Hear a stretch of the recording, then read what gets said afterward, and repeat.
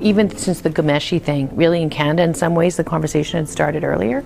And so in the party, once I became leader, I asked the president at the time, so this was back at the end of 2014, to develop a sexual harassment policy with the executive, and so they did, and it's gone through the convention and it's in place. And to strengthen it, we had one before, but just to strengthen it in terms of investigations and how that was supposed to proceed. And then we have always had one since we've been in government with the caucus.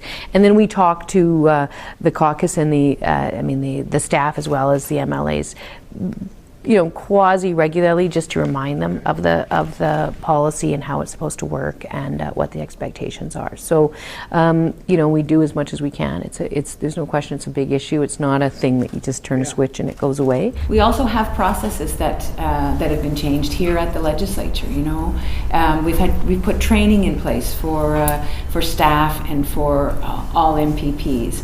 And I think that's ongoing. I think that kind of work can't stop. I think that we have to really look to ourselves and make sure that we're doing everything we can to stop sexual assault, sexual harassment, sexual violence, and at the same time work to inform, support people in the community. As a man, I think it's important for us to do everything that we can to call out that type of behavior if ever we see it, and let people know it's unacceptable. As an employer, we want to do everything we can to make sure that people in the civil service that work for the province of New Brunswick feel safe and respected, and that they know if there is ever an issue, there are ways to get support and get recourse. And of course, as Premier that's trying to advance women's equality in this province, we want to make sure that we raise awareness about how there is a major problem, how men are predominantly the cause of that problem, and that we all have to step up and do better. This very legislature that we have has a sexual policy in it that was brought in a few years ago. Our own universities will require a strategy to deal with the issue on campuses that will be tied to their MOU.